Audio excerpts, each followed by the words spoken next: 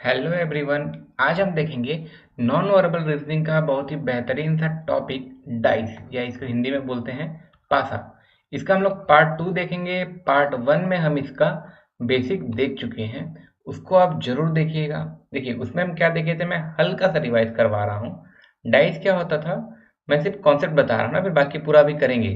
पूरा मेथड हम लोग लास्ट लेक्चर में देख चुके हैं। इस लेक्चर में हम देखेंगे जिसमें लॉजिक्स होते हैं या क्वेश्चन में गलती करने का चांस कहाँ रहता है। देखिए डाइस क्या होता था, पहला टाइप होता था स्टैंडर्ड डाइस, या इसी को हम लोग बोलते थे मानक पासा, या और क्या नाम था, रेगुलर डाइस या फिर अनबाइस्ड डाइस। इसमें कंडीशन क्या होता था कि कोई सा भी डाइस है उसके अपोजिट साइड का दोनों को मिला के, ठीक है, जैसे अगर ये डाइस है, अगर मैं इसका एक फेस बोल रहा हूँ, ठीक है, ये फेस और उसके जस्ट अपोजिट वाला फेस, दोनों का सम हमेशा 7 रहता है। स्टैंडर्ड डाइस में से यहाँ है 6, इसके जस्ट अपोजिट में होगा 1। अगर यहाँ है 2 तो इसके जस्ट अपोजिट में होगा 5। ये होता है मेरा स्टैंडर्डाइज। स्टैंडर्डाइज का मतलब पहला कंडीशन ही क्या हो गया कि स्टैंडर्डाइज में अपोजिट साइड का सम होगा 7। और सेकंड इसका क्या होता है, अगर अपोजिट साइड का सम 7 है तो जाहिर सी बात है कि जो सेम में जो इसके अपोजिट में है, जैसे यहाँ 6 के अपोजिट में है 1, तो जो अपोजिट में है वो कभी भी बाजू में तो हो नहीं सकता। ठीक है, तो जब अपोजिट का मिला के जो सम हो रहा है वो कभी भी बाजू का मिला के नहीं होगा। मतलब अगर मैं किसी भी फेस का बोलता हूँ तो उसके एडजेसेंट के वैल्यू से, अगर डॉट्स दिया हुआ तो डॉट्स और अगर नंबर दिया हुआ तो नंबर, किसी भी फेस का उसके एडजेसेंट फेस के वैल्यू से सम कभी भी 7 नहीं होगा। ये मैं किसका बात कर रहा हूँ, स्टैंडर्ड डाइस का। क्या मैं बोल रहा हूँ कि एडजेसेंट साइड का सम कभी भी 7 नहीं होगा।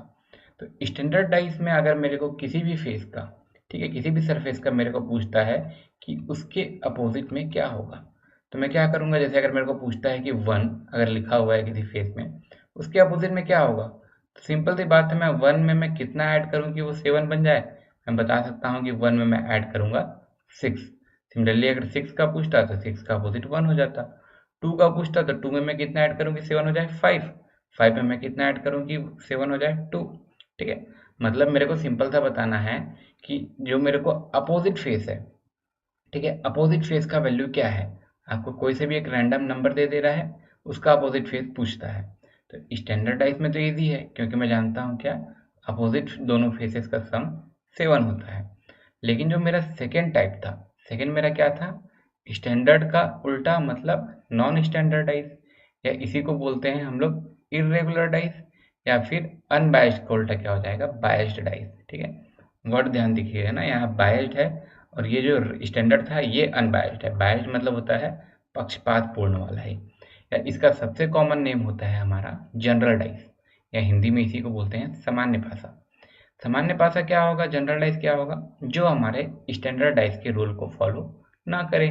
स्टैंडर्डाइज के रूल मतलब क्या, अपोजिट सम 7 और adjacent sum never equal to 7, ये दोनों को फॉलो करना जरूरी नहीं है। जैसे इसको मैं एग्जांपल से बताता हूँ। जैसे ये कुछ डाइस के मैं फोटो दे रहा हूँ, जैसे यहाँ पे अब मैं एडजेसेंट साइड का सम को चेक कर लेता हूँ। पहले डाइस में मैं देखता हूँ क्या, 3, उसके बाजू में है 4, दोनों को मैं सम किया आ गया 7, और 7 आ रहा है, मतलब ये स्टैंडर्ड तो नहीं है। ठीक है, स्टैंडर्ड में क्या होता था, बाजू के सम 7 नहीं आना चाहिए था, ये स्टैंडर्ड नहीं है, मतलब ये क्या है आपका, नॉन स्टैंडर्ड है, या फिर कह लीजिए कि जनरल डाइस है। ठीक है, जैसे अगला एग्जाम्पल में 1+4 आपका क्या है, 7 नहीं है। अगला फिर देखिए 4+6 भी 7 नहीं है, लेकिन एक सम एक साइड का क्या हो गया, 1+6 7 हो गया। ठीक है, मतलब ये आपका स्टैंडर्ड डाइस नहीं रहा, ये हो गया आपका क्या, जनरल डाइस। तो स्टैंडर्ड डाइस में तो हम लोग डायरेक्ट निकालना सीख गए थे, और जो स्टैंडर्ड डाइस नहीं है, जो जनरल डाइस नहीं है, इसमें हमको कुछ अप्रोच लगता है। ये हम लोग लास्ट लेक्चर में देख चुके हैं थोड़ा डिटेल में। और जो एक और चीज़ है क्या, कि स्टैंडर्ड डाइस में जो है हमको सिर्फ नंबर्स में दिए होंगे। जैसे अगर ये डाइस है, ये हो सकता है इसमें 1 2 3 4 इस तरीके से दिया हो, या इसमें आपको डॉट्स के रूप में दिया हो, जैसा हमारा नॉर्मल लूडो वाला डाइस रहता है। लेकिन जो हमारा इर्रेगुलर डाइस है या फिर जनरल डाइस है, इसमें नंबर्स के अलावा क्या हो सकते हैं, सिंबल्स भी दे सकते हैं, या हो सकता है आपको कुछ अल्फ़ाबेट्स दिए हों, या हो सकता है कुछ कलर के नाम लिखे हों, या इस तरीके से कुछ भी आपको शेप भी दे सकता है। जैसे यहाँ पे है @ है, और क्या है यहाँ पे, @ है, डॉलर का साइन है, परसेंट का साइन है। इसमें एडिशन का सम तो कभी 7 को हमको चेक करना नहीं है, क्योंकि यहाँ पे सम को हमको करते बनेगा नहीं, सिंबल है तो इस तरीके का तो हमको देखते ही समझ में आ जाएगा कि ये जनरल डाइस है। ठीक है, तो इसको देखेंगे हम। इसमें अगर हमको किसी का अपोजिट पूछता है कैसे निकालते हैं, तो और ये हमारा क्वेश्चन भी इसी से आता है ना। देखिए, अगर मैं बात करता हूँ जनरल डाइस का, सामान्य पासा का, लास्ट लेक्चर में हम लोग क्या देखे थे कि अगर अपोजिट फेस पूछता है, कंडीशन अगर एक ही पोजीशन दिया हुआ है, किसी भी डाइस को आप सिर्फ एक ही साइड से देख रहे हैं, तो कैसे निकालेंगे देखे थे। और अगर उसका दो पोजीशन दिया हुआ है, मतलब आपको उसका दो फोटो दिया हुआ है दो अलग अलग पोजीशन में, तो इसमें आप कैसे निकालेंगे। इसके अंदर डिफरेंट केसेस थे कि अगर इसके 3 फेस कॉमन है, 2 फेस कॉमन है, 1 फेस कॉमन है और कोई फेस कॉमन नहीं है, तो इसको कैसे करते थे ये देखे हुए थे। और अगर इसी में आपको 3 से ज़्यादा फेसेस, सॉरी 3 से ज़्यादा पोजीशन दिए हुए हैं, तो क्या होगा इसको देखे थे। अब हम लोग क्वेश्चन में इसको इम्प्लीमेंट करते जाते हैं और साथ ही साथ देखेंगे कि हमसे गलती होने का चांस कहाँ है। ओके, देखिए सबसे पहला क्वेश्चन है 4 different position of a dice is given below. Question में बोला नहीं है कि स्टैंडर्ड डाइस है कि जनरल डाइस है, सिंपल सी बात है, इसमें नंबर्स ना लिखे हुए हैं ना डॉट्स हैं, ये हमारा नॉन स्टैंडर्ड डाइस है। ओके, अब क्या बोला है 4 different position of a dice. ठीक है, एक ही डाइस का of a dice is given below, और इसके बाद अब क्वेश्चन में इसमें आपको 1 2 3 4 ऐसा दे दिया है। अब क्वेश्चन में कैसे पूछता है, the symbol at the bottom of fourth is. ठीक है, इसमें आपको डायरेक्ट कैसे पूछा है, ये जो मेरा फोर्थ पोजीशन है, ये जो अलग अलग फोटो दिया हुआ है, ये इसका पोजीशन कहलाएगा ना। तो जो ये फोर्थ पोजीशन है, इसके बॉटम में क्या होगा, ये इनडायरेक्टली ये चीज पूछना चाह रहा है कि जैसे अगर टॉप में है मेरा ये रेक्टेंगल, इसके अपोजिट में क्या होगा, यही चीज पूछना चाह रहा है। अब डायग्राम को देखते हैं थोड़ा सा अच्छे से। अब मेरे को पूछा है रेक्टेंगल के अपोजिट में क्या होगा, तो रेक्टेंगल के अपोजिट में क्या होगा, अभी हमको मान लीजिए ऑप्शन नहीं दिया है, तो हम लोग इसको लेते चलते हैं कि क्या क्या चीज़ नहीं हो सकता है। देखिए, हम लोग प्रायोरिटी भी देखे थे लास्ट लेक्चर में। सबसे पहले हम लोग देख लेते हैं एडजेसेंट में क्या क्या होता है, मतलब जो अलग अलग अप्रोच होते हैं वो बता रहा हूँ ना। एडजेसेंट में मतलब बाजू में क्या क्या हो सकता है देखेंगे, उसको कट कर देंगे कि जो एडजेसेंट में होगा वो आपके अपोजिट में नहीं होता है। सबसे पहला हम लोग ये अप्रोच करते हैं, अगर एडजेसेंट वाले से नहीं बनता था या फिर अगर ये नहीं मिल रहा है, तो हम लोग क्या अप्रोच करते थे कि 2 फेस कॉमन वाला। ठीक है, और अगर इससे भी नहीं मिलता था तो हम लोग 1 फेस कॉमन वाला देखते थे। ठीक है, ये हम लोग सब लास्ट लेक्चर में देखे हुए हैं। अब सिंपल सी बात है, अगर मेरे को ये पूछता है इस रेक्टेंगल के अपोजिट में क्या होगा, रेक्टेंगल को अगर मैं इन चारों डायग्राम को अच्छे से देखूं, तो रेक्टेंगल मेरे इसमें भी है, ठीक है, फर्स्ट डाइस में भी है, से थर्ड वाले में भी है और फोर्थ में भी है। तो रेक्टेंगल के अपोजिट में क्या क्या चीज़ नहीं हो सकता, रेक्टेंगल के अपोजिट में रेक्टेंगल खुद नहीं हो सकता। पहले वाले में देखिए ये होलो सर्कल भी नहीं हो सकता, ये नॉर्मल सर्कल भी नहीं हो सकता। अब जैसे इसमें मैं आता हूँ, ठीक है, इसमें क्या है इक्वल टू भी नहीं हो सकता और ट्राइंगल भी नहीं हो सकता। देखिए टोटल इसमें 6 अलग अलग डायग्राम्स हैं अंदर में, तो उसमें से मेरे को 1 2 3 4 5 5 जो है क्या नहीं हो सकता है वो पता चल गया। तो जो एक बच गया वही हो सकता है। ठीक है, क्या बच गया इसमें से देखिए, जैसे अगर मैं अब इसी में मैं ऑप्शन ले लेता हूँ, ठीक है, अगर मैं इसमें ऑप्शन ले लेता हूँ, तो पहला है अगर सर्कल, सर्कल तो मेरे को पता चल गया नहीं हो सकता क्योंकि ये इसमें बाजू में है, जो बाजू में है वो अपोजिट में होता नहीं है। सेकेंड होलो, होलो सर्कल, तो हॉलो सर्कल भी मेरे को पता है कि नहीं होता है। ठीक है, और यहाँ पे जैसे ट्राइंगल, इसके बाजू में है ट्राइंगल, तो ये अपोजिट में नहीं हो सकता, ये भी नहीं होगा। और ये जो है मेरा हॉलो वाला रेक्टेंगल, इसके बारे में मेरे को किसी में नहीं दिया हुआ है, तो यही हो सकता है इसके अपोजिट में। ये हो गया, ठीक है, ये हो गया। ये सब नहीं हो सकता है क्योंकि ये सभी इसके एडजेसेंट में है ना, जो एडजेसेंट में है मतलब बाजू में है, और जो बाजू में है वो कभी भी अपोजिट में नहीं हो सकता। ये हो गया हमारा पहला क्वेश्चन। कुछ हम लोग बेसिक कर रहे हैं, इसके बाद हम लोग लॉजिक में आएंगे। अब इसी में मैं सेकंड क्वेश्चन करता हूँ। इसमें मेरे को एक सिंबल दे दिया है, पूछा है कि इसके पीछे में कौन सा सिंबल हो सकता है, ठीक है, कौन सा सिंबल होगा। तो अब जैसे अगर मैं इसको देखता हूँ, इस सिंबल को, ये क्या है इक्वल टू का सिंबल है। अब देखिए इक्वल टू का सिंबल मेरे किस में है, इक्वल टू का सिंबल मेरे इसमें भी है, इसमें भी है। मैं किसी को भी रैंडम चेक करता हूँ, देखिए अगर मैं इसको देखता हूँ थर्ड वाले को मैं देखता हूँ तो क्या हो रहा है यहाँ पे कि थर्ड वाले में ये ऐसा हो रहा है मेरा कि एक रेक्टेंगल है और एक ट्रायंगल है। सिमिलरली इसके जस्ट बाजू वाले में एक रेक्टेंगल है, एक ट्रायंगल है। मतलब क्या हो रहा है मेरा, टू फेस कॉमन है, ठीक है, टू फेस कॉमन है। अगर मैं थर्ड और फोर्थ को देख रहा हूँ तो जब टू फेस कॉमन होता था तब क्या होता था, जो अनकॉमन फेसेस होते थे, ठीक है, जो मतलब दोनों में कॉमन नहीं है, वही एक दूसरे के अपोजिट हो जाते थे। ठीक है, वही एक दूसरे के अपोजिट हो जाते थे। तो अनकॉमन फेस क्या है, पहले वाले में मेरा इक्वल टू का साइन है और दूसरे वाले में मेरा क्या है, हॉलो स्फीयर है। ओके, तो यही मेरे क्या हो जाएंगे, एक दूसरे के अपोजिट हो जाएंगे। तो इसमें अगर मेरे को ऑप्शन में देगा तो ये क्या हो जाएगा इसका आंसर, हॉलो स्फीयर। अगर मान लीजिए कि मैं बोल रहा हूँ कि मैं सिर्फ सेकंड और सॉरी थर्ड और फोर्थ को चेक किया हूँ, मान लीजिए मेरे को चेक करना होता सेकंड और थर्ड को, तो मैं इसको कैसे चेक करता, इसको इरेज कर ले रहा हूँ। जो मेरा कॉमन है, अगर मैं सेकंड और थर्ड में देखता हूँ तो मेरा इक्वल टू कॉमन है, ठीक है, इसमें भी मेरा इक्वल टू है, इसमें भी मेरा इक्वल टू है। तो जब मेरा एक ही फेस कॉमन होता था, ठीक है, वन फेस कॉमन होता था, ठीक है, और अगर मेरे को उसी चीज़ का पूछता था कि उसके अपोजिट में क्या है, तो ये हम लोग देखते थे क्या कि जो चीज़ मेरा कॉमन है उसके अपोजिट में वो होता था जो उन दोनों डाइस में नहीं दिया होता था, रिमेनिंग होता था। ठीक है, जैसे अगर मैं यहाँ बात कर रहा हूँ डाइस टू और थर्ड का, तो इन दोनों में कॉमन है मेरा क्या, इक्वल टू, और इसमें दिया हुआ नहीं है क्या चीज़, होलो रेक्टेंगल दिया है, सर्कल दिया हुआ है, ठीक है, ये दिया हुआ है और मेरे को एक रेक्टेंगल दिया हुआ है। मतलब अगर मैं इसको अच्छे से देखता हूँ तो इसमें सिर्फ मेरा एक ही डायग्राम है जो नहीं दिया हुआ है, तो यही एक दूसरे के अपोजिट हो जाएगा, इक्वल टू मेरा अपोजिट हो जाएगा किसके, हॉलो सर्कल के। जैसे यहाँ पे मेरे को एग्जांपल से देखता हूँ मैं, ठीक है, सॉरी ऑप्शन से देखता हूँ, इसका आंसर क्या हो जाएगा मेरा, सी। ओके, अब चाहिए तो थ्री और फोर्थ को कंपेयर कर लिए, टू और थ्री को कंपेयर कर लिए। ओके, ये इस तरीके से हो जाएगा। अगर आप चाहते हैं इसमें तो आप इसमें वन टू को भी कंपेयर कर सकते थे।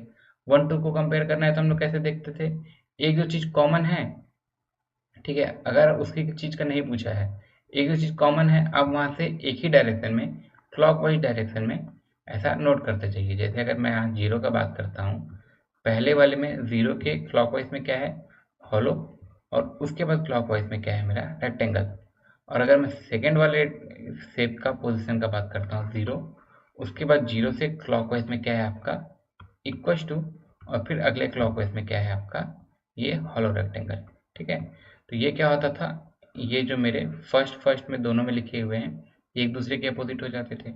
तो इसको आप किसी से भी कंपेयर करके देख रहे हैं, हमारा आंसर हमेशा सेम आ रहा है। ये हो गया।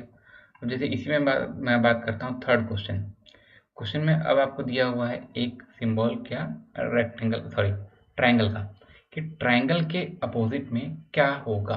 ओके, ट्रायंगल के अपोजिट में हमारा क्या हो सकता है, देखिए ट्रायंगल यहाँ पे जैसे आप देखेंगे थर्ड वाले शेप में दिया है और फोर्थ वाले शेप में आप कहिए पोजीशन में दिया हुआ है। तो इसमें आप देखिए दो चीज़ आपका कॉमन है, इसमें भी आपका दो चीज़ कॉमन है, तो इसको तो हम निकाल सकते हैं, लेकिन हम लोग क्या कर सकते हैं, इन दोनों के बीच का कॉमन नहीं निकाल सकते हैं। तो अब मेरे को चाहिए ट्रायंगल। ट्रायंगल को अब मैं क्या करता हूँ, एक इससे कंपेयर कर लेता हूँ, मतलब सेकेंड और थर्ड को मैं कंपेयर करता हूँ। सेकेंड और थर्ड में एक ही चीज़ कॉमन है क्या, इक्वल टू का साइन, सॉरी इक्वल टू का साइन। तो मैं अब यहाँ से इसको रोटेट करते चलता हूँ क्लॉकवाइज। जब मैं बात कर रहा हूँ सेकेंड पोजीशन का, इक्वल टू के बाद है यहाँ पे हॉलो रेक्टेंगल और उसके बाद है सर्कल। अब थर्ड से मैं बात करता हूँ इक्वल टू से, मैं यहाँ क्लॉकवाइज जाते जाता हूँ, ठीक है, क्लॉकवाइज। तो इसमें क्या है, इक्वल टू के बाद है मेरा रेक्टेंगल और उसके बाद अगला क्या है मेरा, ये ट्रायंगल। तो ऐसे ही होता था कि जो यहाँ पे एक दूसरे के सामने लिखा हुआ है यही एक दूसरे के अपोजिट हो जाता था। मतलब जो मेरा ट्रायंगल है वो अपोजिट है किसके, सर्कल के। ओके, मैं दो को कंपेयर करके ऐसा बता सकता हूँ। ये हो गया। अब देखते हैं क्वेश्चन थोड़ा सा डिफरेंट, इसका मेरा आंसर क्या हो जाएगा, आंसर ए। इसी तरीके से एक और क्वेश्चन देखते हैं।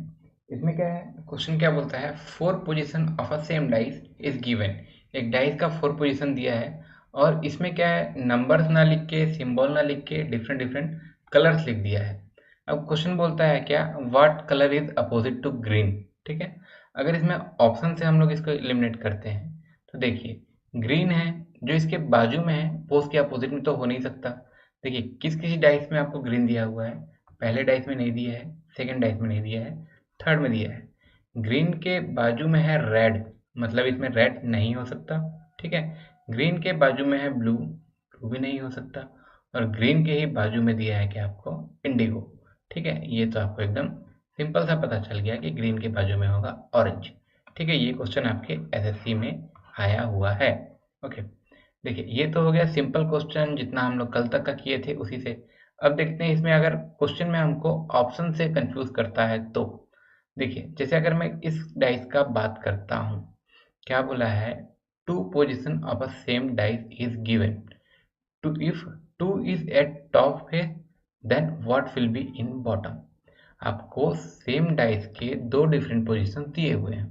अब आपको बोलता है कि अगर इसमें टॉप में 2 है तो बॉटम में क्या होगा। देखिए सबसे पहले तो अगर मैं इसको डाइस को देखता हूँ कि ये मेरा स्टैंडर्ड है या जनरल है, ठीक है, या मेरा ये जनरल डाइस है। तो देखिए इसमें क्या हो रहा है, 1 + 2 हो जा रहा है 3, 2 + 3 5 और 3 + 1 4।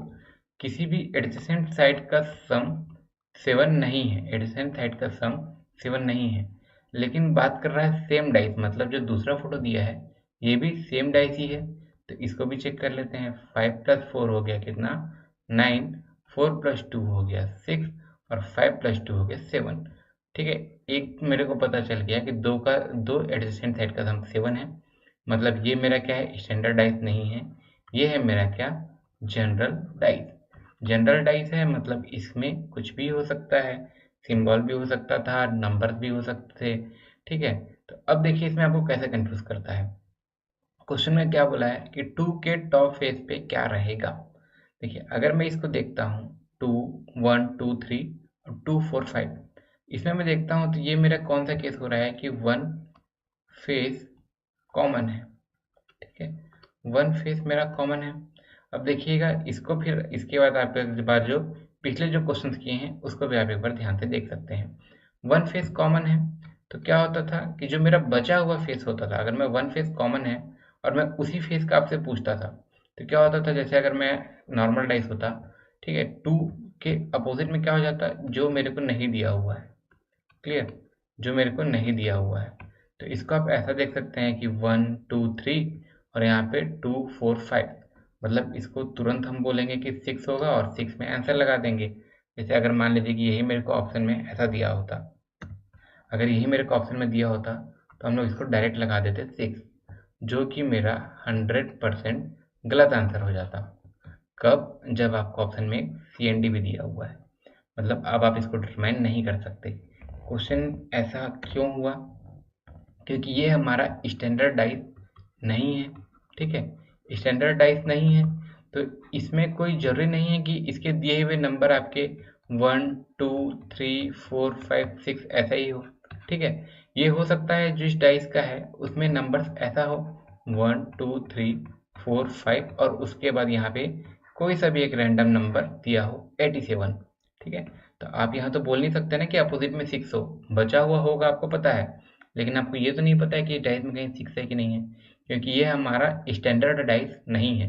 तो अगर आपको ऑप्शन में जो मिला हुआ जैसे 6 मिल रहा है और कैन नॉट बी डिटरमाइन दे रहा है, तो यहाँ पे हमको ऑप्शन लेना है कैन नॉट बी डिटरमाइंड। ठीक है, और अगर इसी में मेरे को अगला ऑप्शन मान लीजिए दिया होता कुछ इस तरीके से कि 1 3 5 और 6, ठीक है, तो इसमें अब मेरे पास क्या है, अब मेरे को ऑप्शन लेने के लिए पड़ गया है कि मैं इसी में से एक में से लूंगा।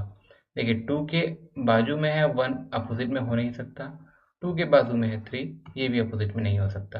2 के बाजू में है 4, ये भी अपोजिट में नहीं हो सकता। 2 के बाजू में है 5, ये भी अपोजिट में नहीं हो सकता। तो अब जो नंबर बच रहा है वही अपोजिट में होगा। ठीक है, अगर आपको ऑप्शन में दिया हुआ इस तरीके से तो 6 होगा। अगर मान लीजिए 6 की जगह कुछ भी और नंबर दिया होता, ठीक है, तो आपका आंसर वो होता।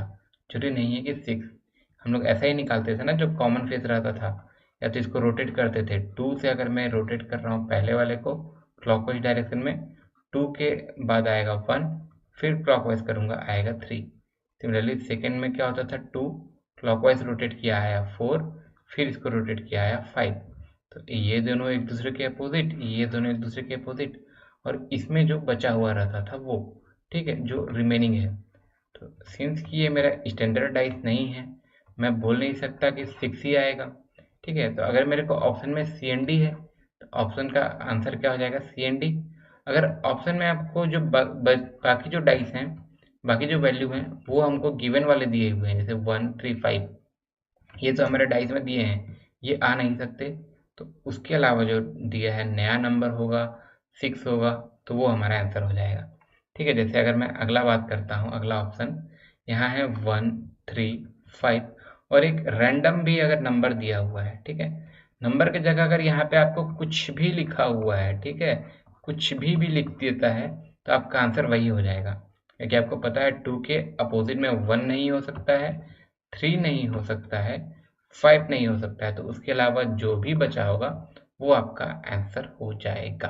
ओके, जैसे अब इसी में मैं अगला आपको ऑप्शन देता हूँ, मान लीजिए 1 3 5 और नन ऑफ दिस, ठीक है। तो हमारा जो डिजायर्ड आंसर है तो वो तो इसमें है नहीं, तो ये मेरा ऑप्शन क्या हो गया, नन ऑफ दिस, ठीक है।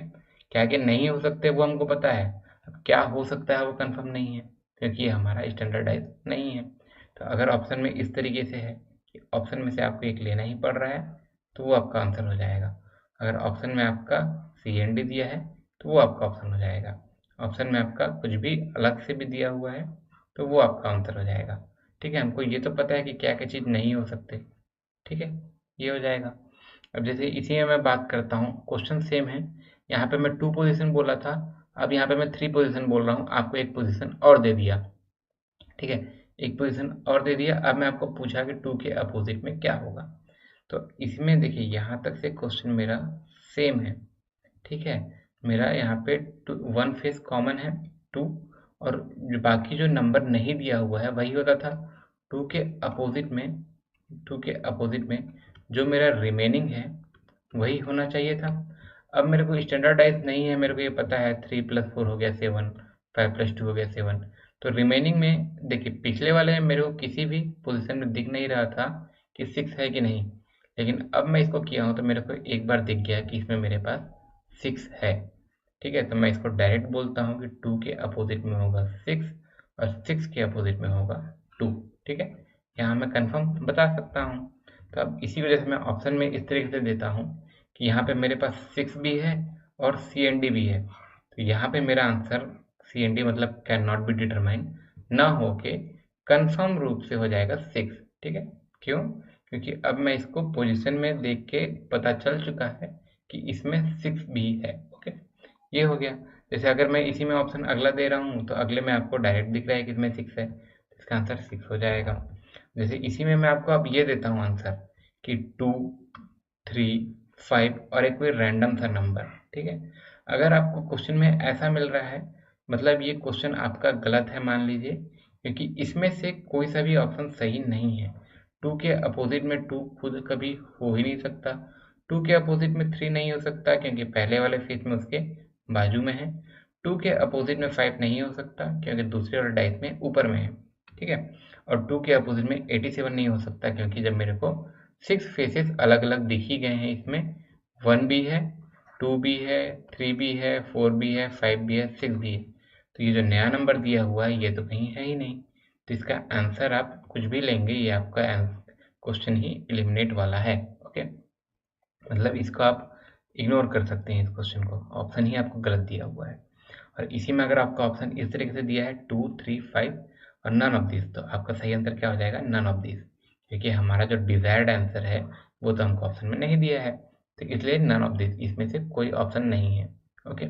अब जैसे इसमें मैं आपको एक क्वेश्चन को इस तरीके से पूछता हूँ, क्वेश्चन इसमें क्या दिया हुआ है देखिए, given 6 faces of a dice are, ठीक है, मतलब एक डाइस के 6 फेस दे दिए हैं, P Q R S T and U। अब बोला है कि R के अपोजिट में क्या होगा, ओके। R के अपोजिट में क्या होगा, देखिए P Q R के अपोजिट में क्या क्या नहीं होगा, अब देख लेते हैं। देखिए अगर मैं शुरू से बात करता हूँ, P Q R S T U, यही मेरे को 6 नंबर दिए हुए हैं। अब मैं बोलता हूँ R के अपोजिट में क्या होगा, पूछा है ना, R के अपोजिट में क्या होगा। तो R के अपोजिट में कभी भी R खुद होगा क्या, नहीं हो सकता। अब R के एक बाजू में है P, एक बाजू में है Q, तो ये जो बाजू वाले हैं ये भी अपोजिट में नहीं हो सकते, ठीक है। R के एक बाजू में है T और R के एक बाजू में है P, P को तो मैं पहले ही लिख चुका हूँ, ठीक है। तो इसके R के मीन्स अपोजिट में क्या क्या हो सकते हैं, या तो हो सकता है S या तो हो सकता है U, ठीक है। या तो हो सकता है S या तो हो सकता है आपका U। इसमें देखिए, इसमें अगर आप ध्यान से देखेंगे तो इसमें 2 फेसेस कॉमन है, P और R, P एंड R, ये दोनों कॉमन है। तो इसमें से आप एक ही चीज़ का कंफर्म बता सकते हैं क्या, कि T के अपोजिट में है Q, ये हम लोग बता सकते हैं। ओके, जब अपोजिट, जब दो फेजेस कॉमन होते थे तो जो कॉमन नहीं होते थे वही एक दूसरे के अपोजिट में होते थे, लेकिन हमको इसको तो पूछा नहीं है, ठीक है। ये तो हमको पूछा नहीं है, हमको क्या पूछा है कि हमारा R के अपोजिट में क्या हो सकता था। तो R के अपोजिट में क्या हो सकता है, या तो S या U, इन दोनों में से कोई सा एक होगा। तो अब देखिए ऑप्शन में हमको कैसा कैसा देता है, ठीक है। ऑप्शन में अगर मेरे को देता है Q P S या फिर कैन नॉट बी डिटरमाइन, तो हम लोग को जैसे सबसे पहले निकालने का आदत है ना, कि जैसे 2 फेस कॉमन है तो जो फेस कॉमन नहीं है वो इसके अपोजिट है, तो हम लोग क्या करते हैं, डायरेक्ट ऐसा आंसर लगा देते हैं। लेकिन क्वेश्चन में हमको ये नहीं पूछा है, हमको पूछा है क्या, R के अपोजिट, ठीक है। R के अपोजिट, R के अपोजिट हम लोग देखे थे क्या क्या हो सकता था, S और U, ठीक है। कैसे, क्योंकि P और Q इसके बाजू में ही है और R और T भी इसके बाजू में ही है। क्या के बाजू में नहीं है, आपका S और U। तो अगर आपको ऑप्शन में ऐसा दिया हुआ है कि Q P S और कैन नॉट बी डिटरमाइन, तो इसमें मैं डायरेक्ट S भी आंसर नहीं लगा सकता। क्यों, क्योंकि मैं कंफर्म नहीं बोल सकता हूँ कि इसका आंसर S होगा। इसका आंसर क्या हो सकता है, S भी हो सकता है और U भी हो सकता है। तो अगर आपको ऑप्शन में ऐसा S भी दिया है और कैन नॉट बी डिटरमाइन दिया है, तो सही आंसर क्या हो जाएगा आपका, कैन नॉट बी डिटरमाइन। अगर मैं इसी में आपको ऑप्शन चेंज करता हूँ, अब मैं आपको ऑप्शन में दिया हूँ क्या, Q S U and C and D, ठीक है। इसको क्लियर कर रहा हूँ, मतलब S भी दिया हुआ है और U भी दिया हुआ है, यही दोनों हो सकते थे। और आपको ऑप्शन में दिया है कैन नॉट बी डिटरमाइन, तो इसमें भी आप ऑप्शन लेंगे कैन नॉट बी डिटरमाइन, क्योंकि या तो S हो रहा था या तो U हो रहा था। अब इन दोनों में से एक किसी को भी कैसे कंफर्म बोल सकते हैं, ठीक है। इसलिए आप बोल दिए क्या कि कैन नॉट बी डिटरमाइंड। अगर मैं अब ऑप्शन में किया हूँ क्या, कि आपको सिर्फ एक ही दिया हूँ, ठीक है, Q P और S और U में से सिर्फ एक ही दिया हूँ और कैन नॉट बी डिटरमाइंड, तो ये जैसे ये पहला वाला जो था, ठीक है। लेकिन मैं अब इसमें क्या किया हूँ, एक टर्म ऐड कर दिया हूँ एंड U, मतलब अब मैं क्या बोल रहा हूँ कि R के अपोजिट में S होगा एंड U होगा, और ऑप्शन में भी दिया हूँ C एंड D, तो इसमें भी आपके कैन नॉट बी डिटरमाइंड होगा। क्यों, क्योंकि यहाँ एंड लिखा है ना, मैं हमेशा से और बोलते आ रहा हूँ, या तो S होगा या U होगा, ठीक है। मैं और तो नहीं बोल रहा हूँ, ठीक है, इंग्लिश वाला और ना, या तो S होगा या U होगा। और मेरे को ऑप्शन में एंड दिया है, तो एंड से मेरा गलत हो जाएगा, अपोजिट में सिर्फ एक ही चीज़ हो सकता है, इसलिए इसका ऑप्शन भी हो जाएगा C एंड D। अब अगर मेरे को ऑप्शन में इस तरीके से दिया हुआ है Q P S and C and D, लेकिन अब मैं इसमें थोड़ा सा एडिट करता हूँ, S के आगे लिखता हूँ और, अब मेरा ऑप्शन C एंड D ना होके ये हो गया, क्योंकि जो मैं कब से बोल रहा था और वही अब मेरे को ऑप्शन में दे दिया है, या तो S होगा और U होगा। अब ये जब मेरे को डायरेक्ट आंसर में ऑप्शन में इतना लिख के दिया हुआ है, तो इसका ऑप्शन यही हो जाएगा। बाकी सभी केस में जिसमें मैं डायरेक्ट नहीं बता पा रहा था, उसमें मेरा आंसर क्या हो जाता था, कैन नॉट बी डिटरमाइंड, ठीक है। ये हो गया मेरा इस तरीके का क्वेश्चन। अब जैसे इसी में मेरे क्वेश्चन में थोड़ा सा और अच्छा मैं करता हूँ, ठीक है, इसी में क्वेश्चन में थोड़ा सा और अच्छे से करता हूँ। इसमें अब एक नया पैटर्न ले आता हूँ, क्या है इसमें, क्वेश्चन मार्क। अभी तक हम लोग अपोजिट पूछ रहे थे, इसमें अब मैं क्वेश्चन मार्क पूछता हूँ। क्या बोल रहा है, 3 position of same dice is given, find the value of question mark. Okay, तो देखिए, अगर आपको क्वेश्चन मार्क पूछा है कि इस में जो डिफरेंट डिफरेंट पोजीशन दिया है, इसमें क्वेश्चन मार्क के प्लेस में क्या होगा, तो इसको सॉल्व करने के सबसे पहले तो आप क्या है, जिसमें क्वेश्चन मार्क दिया है उसको इग्नोर कर लीजिए और बचे हुए को ध्यान देते हैं। ऐसा क्यों करते हैं मैं बताता हूँ, ठीक है। देखिए, अब बचे हुए को आप ध्यान देंगे क्वेश्चन में, तो इसमें क्या होगा, आपको एक टर्म हमेशा कॉमन मिल ही जाएगा। जैसे अगर आप यहाँ पे देखते हैं 6 और इसमें भी दिया है 6, ठीक है। मतलब क्या है, आपको जो कॉमन दिया है वहां से आप क्लॉकवाइज घूमेंगे, 6 के बाद आएगा 2, 2 के बाद आएगा 3, 6 के बाद आया 2, 2 के बाद आया 3। सिमिलरली सेकेंड वाले पोजीशन में 6 के बाद आया 5, 5 के बाद आया 1, मतलब 6 के बाद आया 5, 5 के बाद आया 1। इसका मतलब क्या हुआ कि ये दोनों एक दूसरे के अपोजिट हैं और ये दोनों एक दूसरे के अपोजिट हैं। ओके, अब मैं ये अपोजिट क्यों निकाल रहा था, अब जैसे कि मेरे को देखिए, अगर मेरे पास ये डाइज है, ठीक है। अगर मेरे पास, मैं क्वेश्चन मार्क के अपोजिट में पूछता हूँ, अगर ये जैसे मेरा डाइस है, यहाँ मैं लिखता हूँ, अगर इसको मैं एक्सपांड कर रहा हूँ, मैं यहाँ जो क्वेश्चन मार्क पूछा हूँ, मेरे को दो वैल्यू क्वेश्चन में दिए हुए हैं। एक आपको दिया हुआ है कौन सा वैल्यू, ये जैसे लेफ्ट साइड का, और एक राइट साइड का। मैं अगर इसके अपोजिट में पता कर लिया, ठीक है, लेफ्ट के अपोजिट में पता कर लिया कि राइट में क्या है, और 2 के अपोजिट जो टॉप में है उसके अपोजिट में पता कर लिया कि बॉटम में क्या है, मतलब टोटल 6 में से 4 वैल्यू तो मैं पता कर लिया। अब मेरे पास इसको चेक करने के लिए सिर्फ 2 ही वैल्यूज बच जाएंगे, ठीक है। मतलब क्या हुआ, मेरे 6 वैल्यूज में से 4 मेरे को पता चल गए कि क्या नहीं हो सकते हैं।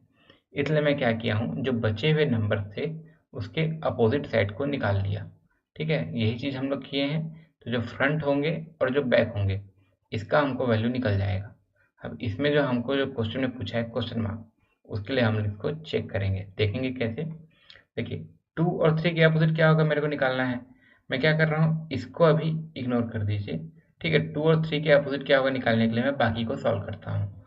बाकी में 2 3 6 या फिर 1 6 5, मेरे को एक फेस कॉमन दिख रहा है क्या, कि यहाँ पे हो रहा है आपका 6 अगर कॉमन है, ठीक है। तो 6 से क्लॉकवाइज जाइए 2 और 2 के बाद 3, 6 से मैं गया क्लॉकवाइज आया 2 और इसके बाद आया 3। सिमिलरली नेक्स्ट में क्या होगा, 6 से मैं गया क्लॉकवाइज, ठीक है, 6 से मैं गया क्लॉकवाइज आया 5 और इसके बाद मैं गया क्लॉकवाइज आया 1, ठीक है। मतलब यहाँ क्या हो गया मेरा, 6 के अपोजिट में क्या होगा जो बच गया, ठीक है। 2 के अपोजिट में हो गया 5, यहाँ लिखते चलते हैं, 2 के अपोजिट में हो गया कितना 5, और 3 के अपोजिट में हो गया कितना 1, 3 के अपोजिट में हो गया 1। मतलब अब इसमें मेरे को 3 के अपोजिट वाला टर्म पता चल गया 1 हो जाएगा, 2 के अपोजिट वाला टर्म पता चल गया 5 हो गया। अब इस क्वेश्चन मार्क की जगह में क्या हो सकता है, या तो हो सकता है 6 या हो सकता है 4, ओके, यही दोनों चीज हो सकता है। तो इसमें अब मैं क्या करूंगा, इसको अब मैं चेक करूंगा कि 6 में सही हो रहा है कि 4 में सही हो रहा है।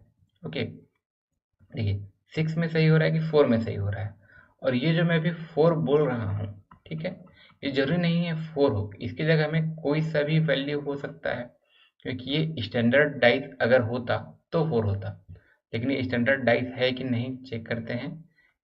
6 + 1 हो गया 7, मतलब ये स्टैंडर्ड डाइस नहीं है। तो ये मैं अगर बोल रहा हूँ n, 6 के अपोजिट में कोई सा भी और वैल्यू हो सकता है जो हम अभी गेस नहीं कर सकते हैं, ठीक है, अगर ये स्टैंडर्डाइज नहीं है तो अब देखिए, या तो यहाँ पे 6 होगा या कुछ अलग से एक नंबर होगा। अगर मैं यहाँ पुट करता हूँ 6 के लिए मैं अब इसको चेक कर लेता हूँ, ठीक है। देखिए, यहाँ पे अगर होता है 6, तो 6 से एक बार मैं गया क्लॉकवाइज, ठीक है, 6 से मैं एक बार गया क्लॉकवाइज, ये जिसमें क्वेश्चन मार्क है उसको देखिएगा ना, तो इसमें आया 3 और उसके बाद गया क्लॉकवाइज तो आया 2। अब सिमिलरली अगर मैं फर्स्ट वाले में जिसमें 6 दिया है इसको मैं चेक करता हूँ, तो 6 से आता है क्या 2 और उसके बाद आता है 3। यहाँ तो मेरा गलत हो गया, ठीक है, इसमें क्लॉकवाइज में अलग आ रहा है और जो मेरा फर्स्ट डाइस था उसमें क्लॉकवाइज में अलग आ रहा है, तो ये मेरा क्या हो जाएगा, गलत हो गया। ओके, अब जब मैं अगले वाले के लिए चेक करता हूँ, मान लीजिए यहाँ 6 नहीं होके कुछ अलग नंबर है n, ठीक है, यहाँ पे मान लीजिए कुछ नंबर है n, तो अब मैं इसको अगर चेक करता हूँ कि अगर यहाँ पे n हो रहा है तो मेरा क्वेश्चन का या पोजीशन के कारण कुछ गलत हो रहा है क्या। तो देखिए, इसमें 2 3 है, इसमें भी 2 3 है, ठीक है, मतलब 2 फेस कॉमन है, तो जो फेस कॉमन नहीं है वही एक दूसरे के अपोजिट होंगे, ठीक है। जैसे इसमें अब फर्स्ट डाइस में मेरा है 6 और लास्ट डाइस में मेरा है क्या, n, मतलब मेरा एक्सप्रेशन क्या आ रहा है कि 6 अपोजिट है n के। ये तो मेरा कंडीशन सही हो गया, ये कहीं से गलत नहीं हो रहा है। जब मैं यहाँ 6 पुट कर रहा था तो मेरा पहला कंडीशन गलत हो जा रहा था, ठीक है, पहला वाला शेप गलत हो जा रहा था। जब मैं यहाँ n मतलब कुछ भी अलग नंबर पुट कर रहा हूँ तो वो मेरा सभी में सेम हो रहा है, तो इसके जगह में क्या होगा n, ठीक है। अगर ये स्टैंडर्डाइज होता 1 से लेके 6 तक ही नंबर होंगे मेरे को पता होता तो मैं सिंपल बोलता कि यहाँ पे होगा 4, ठीक है। अब जैसे इसी को मैं आपको क्लियर करता हूँ ऑप्शन से। अगर यहाँ पे मेरे को ऑप्शन में दिख गया है 4 तो, और मेरे को ऑप्शन में दिख रहा है कैन नॉट बी डिटरमाइंड, तो सिंपल सी बात है कैन नॉट बी डिटरमाइंड होगा, क्योंकि मैं कंफर्म नहीं बोल सकता कि यहाँ पे 4 ही होगा। हो सकता है मेरा जो डाइस है उसमें कुछ इस तरीके के वैल्यू हो 1 2 3 4 5 और एक रैंडम कोई सा भी नंबर मान लीजिए 96, तो यहाँ पे तो फिर 96 आ जाता ना, ठीक है, क्योंकि स्टैंडर्डाइज है नहीं, इसकी जगह में कुछ भी हो सकता है। तो अगर ऑप्शन में कैन नॉट बी डिटरमाइंड है तो option can not be determined ही होगा। अगर मेरे ऑप्शन में ऐसा है कि 2 3 4 5 कैन नॉट बी डिटरमाइंड नहीं है, मेरे को इसी में से एक वैल्यू पे लेना है, तो 2 3 नहीं है और 5 भी नहीं है, तो इसी में से एक वैल्यू है आपका क्या 5, ठीक है।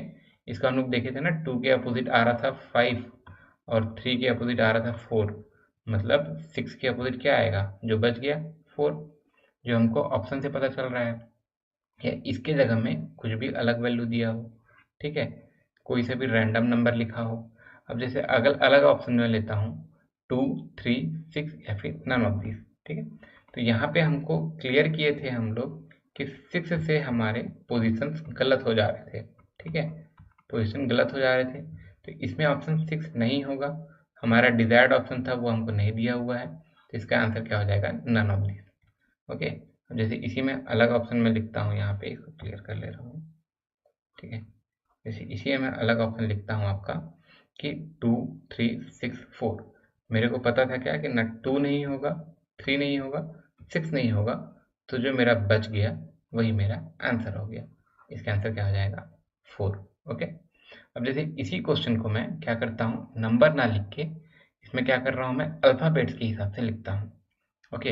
अब देखिए क्वेश्चन क्या बोला है कि आपको 3 position of same dice is given, तो इसमें आपको बताना है क्वेश्चन मार्क के अपोजिट में क्या होगा, ओके। अब जैसे क्वेश्चन मार्क के अपोजिट में क्या होगा, जो अप्रोच हम लोग पिछले क्वेश्चन में किए थे वही करते हैं। जिस डाइस में क्वेश्चन मार्क दिया हुआ है, मतलब जिस फोटो में क्वेश्चन मार्क दिया हुआ है उसको आप असाइड अलग से रख लीजिए। अब जिसमें क्वेश्चन मार्क नहीं दिया हुआ है उसको सॉल्व करते हैं। क्या है PRT और इसमें STU, इसमें दिख रहा है मेरे को T दोनों में कॉमन है, ठीक है, T दोनों में कॉमन है। तो अब देखिए T जब दोनों में कॉमन है मैं क्या करूँगा, T से उसको क्लॉकवाइज घुमाते जाऊँगा। T से मैं पहले वाले डाइस घुमाया क्लॉकवाइज, T में लिख लिया, T से घुमाया क्लॉकवाइज आ गया P, फिर मैं P से घुमा क्लॉकवाइज आ गया R, ठीक है, आ गया R। अब सेकेंड डाइस में T से मैं घुमा क्लॉकवाइज आ गया आपका क्या, ये T से क्लॉकवाइज आ गया U, और U से क्लॉकवाइज घुमा आ गया मेरा क्या S, ठीक है। इसका मतलब क्या हुआ, P अपोजिट में है S के, अलग से लिख लेते हैं, P के अपोजिट में है सॉरी U, और U के अपोजिट में है P, ठीक है। और सिमिलरली R और S के लिए भी ऐसा ही होगा, R के अपोजिट में है S, S के अपोजिट में है R, ठीक है। मतलब अब ये मेरे को पता चल गया, तो ये मेरे को कैसे यूज होगा, और जो बच जाता है, ठीक है, टी के अलावा यहाँ पे क्या बचेगा, देखिए इसमें आपका कौन सा ऐसा अल्फ़ाबेट है जो बचा हुआ दिख रहा है, यहाँ पे R Q, Q कहीं नहीं यूज़ हुआ है, मतलब टी के अपोजिट में यूज़ क्या हो जाएगा Q, तो मैं इसको भी बोल सकता हूँ कि टी के अपोजिट में हो जाएगा Q और Q के अपोजिट में हो जाएगा T। मेरे को अब सबके अपोजिट वाला पता चल गया, लेकिन मेरे को अपोजिट नहीं पूछा था, क्या पूछा था Q, सॉरी क्वेश्चन मार्क के अपोजिट में क्या होगा। तो अगर टॉप सरफेस में R है तो बॉटम सरफेस में क्या होगा, जो R के अपोजिट में है, मतलब S, ठीक है, S होगा। और जब लेफ्ट सरफेस में Q है तो राइट सरफेस में क्या होगा, देखिए लास्ट में क्यू के अपोजिट में क्या था, टी। ठीक है, तो ये सब क्या हो गया, इस क्वेश्चन मार्क के एडजेसेंट में हो गया ना। जैसे अगर मैं बात करता हूँ किसका, पूरे को मैं एक बार लिख ले रहा हूँ यहाँ, P Q R S T U. ठीक है, तो देखिए क्वेश्चन मार्क की जगह में क्या क्या नहीं हो सकते, पी, पी के बारे में इसमें हमको कहीं नहीं पता चला है। आर, और आर के अपोजिट में है एस। ठीक है, तो ये दोनों इसके बाजू में है, तो ये नहीं हो सकते। और टी और क्यू, ठीक है, एक साइड आपका टी है, एक साइड क्यू है, तो ये दोनों भी आपके अपोजिट में नहीं हो सकते। ठीक है, टी और क्यू। तो अब बचा क्या क्या ऑप्शन आपके पास, पी बचा और यू बचा। आपके पास ऑप्शन क्या क्या बचा, या तो पी हो सकता है या तो यू हो सकता है। अब मैं इसको दोनों को चेक कर लूँगा। अगर मान लीजिए मैं चेक करता हूँ पी होगा क्या, ओके, अगर मैं चेक करता हूँ मान लीजिए पी होगा क्या, तो इसमें मैं मान लीजिए यहाँ पे पी होगा क्या। तो अगर यहाँ पे पी होता है तब इसको मैं चेक करता हूँ, कैसे करूँ, पी इसमें भी है, आर इसमें भी है। ठीक है, पी और आर, पी और आर। ठीक है, तो बचा क्या, क्यू और टी। ठीक है, क्यू और टी। अगर मैं यहाँ पी लिया हूँ तो मेरे को पता चल रहा है क्या, कि क्यू और टी एक दूसरे के अपोजिट हैं। ठीक है, और यही चीज़ हम लोग पहले भी देखे थे कि क्यू और टी एक दूसरे के अपोजिट हैं, मतलब ये मेरा सही हो गया है। अगर मैं चेक करना चाहूँ तो यू के लिए भी चेक कर सकता हूँ। मान लीजिए यहाँ पी ना हो के यू होता, तो यू होता तो अब मैं यू के लिए चेक करता हूँ, यू मेरा किस में है, इसमें है, यू मेरा कॉमन है दोनों में। ठीक है, जैसे यहाँ नीचे लिख रहा हूँ लेफ्ट साइड देखिएगा, यू मेरा कॉमन है दोनों में। तो मैं अगर इसमें चलता हूँ क्लॉकवाइज बीच वाले पोजीशन में, यू के क्लॉकवाइज आता है एस, फिर क्लॉकवाइज आता है टी। और अगर मैं इसमें यू मान रहा हूँ तो यू के बाद क्लॉकवाइज आता है क्यू, और उसके बाद क्लॉकवाइज आ रहा है आर, मतलब टी के अपोजिट हो जा रहा है आर, जो कि हमारा गलत हो गया। ठीक है, पहले जो हम लोग निकाले थे कि पी के अपोजिट में है यू, आर के अपोजिट में है एस, और टी के अपोजिट में है क्यू, ये तो मेरा गलत हो गया। मतलब जब मैं यहाँ पी रख रहा हूँ तभी मेरा वैल्यू सेम आ रहा है। क्लियर, इसमें मैं क्या किया देखिए, एक बार इसको क्लियर करके बताता हूँ। इसके जो अपोजिट में क्या आएगा, ठीक है, इसके जो बाजू में आ रहे हैं उसके अपोजिट में क्या आएगा मैं देख लिया, आर के अपोजिट में क्या आएगा मैं देख लिया, क्यू के अपोजिट में क्या आएगा मैं देख लिया। जो अपोजिट में आ रहे हैं मतलब वो इसके बाजू बाजू में है, और जो बाजू में है वो कभी भी इसके अपोजिट में आप यहाँ पे नहीं आ सकते। ठीक है, जैसे इसके अपोजिट में आप जो जो ऑप्शन थे, P Q R S T U. ठीक है, आर के अपोजिट में समथिंग था एस, तो ये आर और एस इसके बाजू में है, मतलब यहाँ तो नहीं आएंगे। और क्यू और क्या होता था टी, ये दोनों एक दूसरे के अपोजिट में है, एक साइड है क्यू एक साइड है टी, तो ये भी दोनों इसके बाजू में है, तो ये भी यहाँ पे नहीं आ सकते। यहाँ पे आ सकते थे क्या, या तो पी या तो यू। हम लोग क्या किए, एक बार पी रख के चेक किए, ठीक है, एक बार पी रखे चेक किए, तो यहाँ पे पी और आर कॉमन, यहाँ पी और आर कॉमन, मतलब क्या हो रहा था, टी अपोजिट है क्यू के। ये हम लोग पहले चेक किए थे, यही केस था, ये मेरा सही हो गया। अगर हम लोग चेक करना चाहते हैं यू का, अगर मैं यहाँ पे पी ना रख के रख रहा हूँ यू, तो अब मैं इसको चेक करता हूँ, इन दोनों में है यू, यू से मैं एक बार कैसे ऐसा यहाँ पे क्लॉकवाइज किया क्यू, फिर से क्लॉकवाइज किया आर, सेकेंड वाले में यू से मैं क्लॉकवाइज किया एस, ठीक है, एस, फिर से एस से क्लॉकवाइज किया टी। ठीक है, मतलब यहाँ आर के अपोजिट में टी हो गया, जो कि हमारा पहला नहीं था, ये मेरा गलत हो जा रहा है।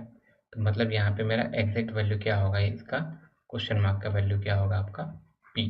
ठीक है, क्वेश्चन मार्क का वैल्यू आपका पी हो जाएगा। अब जैसे इसी को मैं ऑप्शन से जाता हूँ, ऑप्शन में आपको दिया है पी क्यू एस टी, मेरे को पता है कि इसका वैल्यू आपका क्या है, पी ही है। ओके, अगर मेरे को इसमें और कुछ पूछता है कि P R S C N D, तो भी मेरा ऑप्शन आपको कंफर्म जब पता है कि आपका आंसर पी है, तो मैं इसको कैन नॉट बी डिटरमाइन नहीं मारूंगा। ठीक है, नहीं टिक लगाऊंगा। ओके, अब जैसे इसी में मैं ऑप्शन देता हूँ पी आर, और सी की जगह में मैं कर दिया कोई से भी और अलग से नंबर, ठीक है, तो भी मेरे को इसमें कंफ्यूज होने की जरूरत नहीं है, मेरे को कंफर्म पता है कि मेरा पी ही है, मेरे को किसी अलग नंबर के लिए कंफ्यूज होने की जरूरत नहीं है। या फिर इसमें अब मेरे को ऑप्शन में पी नहीं दिया है, एस दिया है, टी दिया है, यू दिया है, लेकिन पी नहीं दिया हुआ है, तो इसमें मेरा ऑप्शन क्या हो गया, नन ऑफ दिस। ओके, ये हो गया।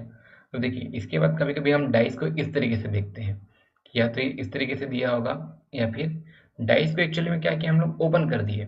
अब इसमें आपको किसी के अपोजिट में पूछ लेगा कि अगर इसको आप एक डाइस के फॉर्म में जोड़ते हैं तो किसी भी नंबर के, जैसे इसमें आपको पूछ देगा कि 6 के अपोजिट में क्या होगा, 1 के अपोजिट में क्या होगा, 2 के अपोजिट में क्या होगा, इस तरीके के क्वेश्चन। तो ये डाइस कहलाता है कि आपका ओपन डाइस। डाइस को ओपन कर दिए हैं, कहलाएगा ओपन डाइस। तो इसको हम लोग देखेंगे अपने अगले लेक्चर में। ठीक है, नेक्स्ट वीडियो ओपन डाइस का होगा। और अभी तक से हम लोग जितना पढ़ रहे थे इसका स्लाइड नोट्स आप लोग डिस्क्रिप्शन बॉक्स से डाउनलोड कर सकते हैं। ओके, और अगर आपका कुछ भी सजेशन हो, आइडिया हो, डाउट हो, क्वेश्चन हो, कमेंट बॉक्स पे ज़रूर बताइएगा। हमारे टेलीग्राम चैनल, व्हाट्सएप ग्रुप से जुड़ सकते हैं, वहाँ पर हमसे डिस्कस भी कर सकते हैं।